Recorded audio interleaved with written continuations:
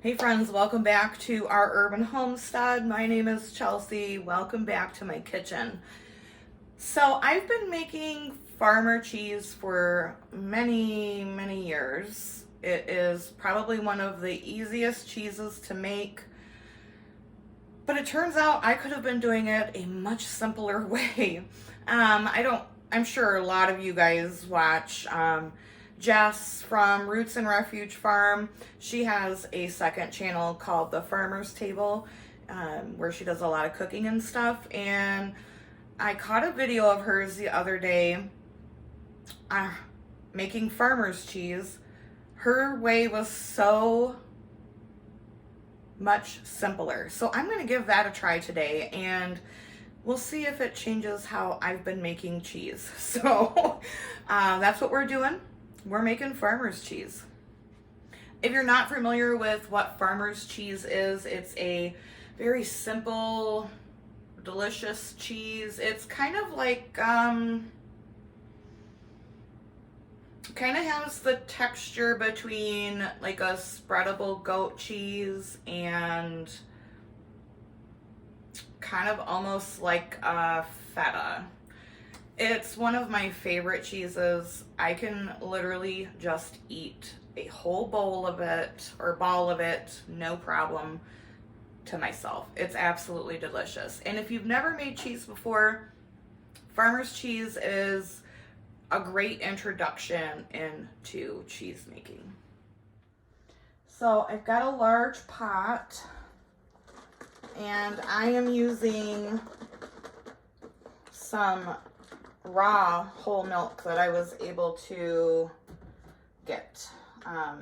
We went to Amish country the other day. All right, so you're gonna start by pouring in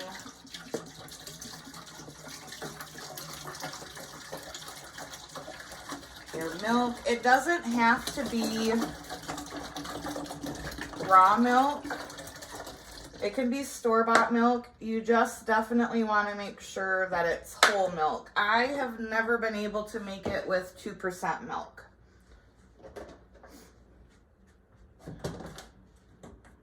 And then you're going to put this on a nice low flame because you don't want your butter to, or not your butter, crying out loud. You don't want your milk to scorch or boil. So you just want to let this heat up slowly.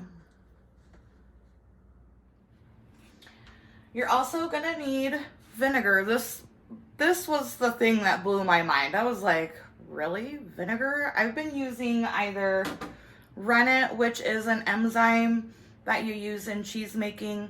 I've also used citric acid before. I personally don't like the citric acid. For me, it's a little too acidic. But she said lemon juice or vinegar, and I'm like, psh. My mind was blown when I watched the video. It was wild. You're also going to need a container, a colander, or a mesh strainer, and then this is muslin cheesecloth. So easy peasy, right? Milk and vinegar and a little bit of thyme, and you're gonna have some delicious cheese. So while your flame is on low, it's really important for you to stir it occasionally. We don't want this milk to scorch.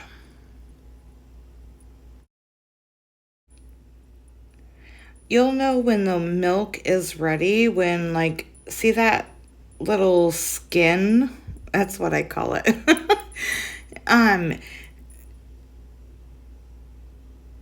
You'll see the skin, and then I'm turning off the heat. I'm pouring a half a cup of vinegar, and I'm going to stir this in, and you can pretty much immediately see how the cheese separates from the whey, and that's how you know what you're looking for. You're going to let that sit for 15 minutes, and after the 15 minutes, you are going to pour it into your colander.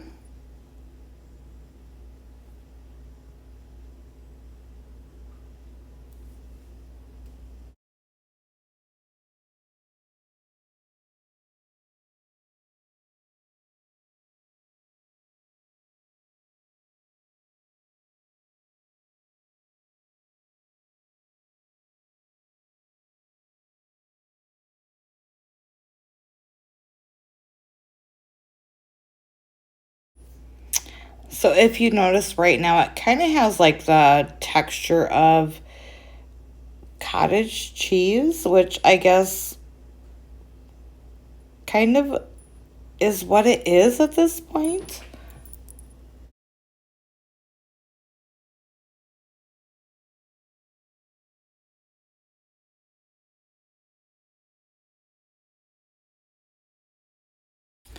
So then you're just gonna let this set for, I don't know, maybe 15 to 20 minutes until it's time for the seasoning phase. You'll know it's ready when you take that cheesecloth and just kind of like pull it and it rolls over like that. Oh yes, that's what we're looking for. So this is the point where I am seasoning it. I'm going to season it with farm dust and some dill. My favorite combination. I will link the farm dust in the description in case you're interested in checking that out. And then you just kind of want to mix it together with your hands. Now, you can just do this strictly plain, no seasoning. Use some salt, salt it, and mix it around. So I've tasted it. That's a pretty important process. Taste it as you season it. So now what I'm going to do is I'm going to tie this up and I hang it from my counter. That is how I was taught how to do it from my grandma.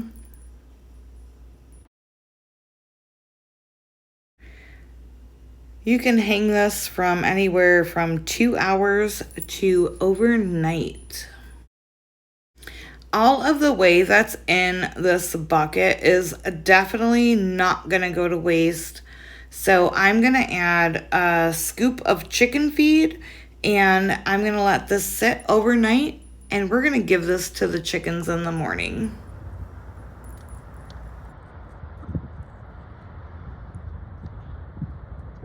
Is it good, girls?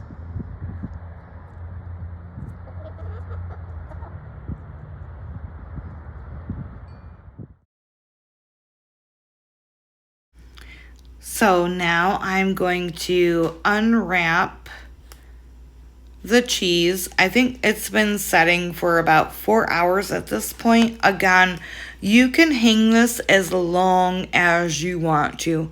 But oh my goodness, look how beautiful this is. And I'm just going to put this in a glass dish and store it in my refrigerator.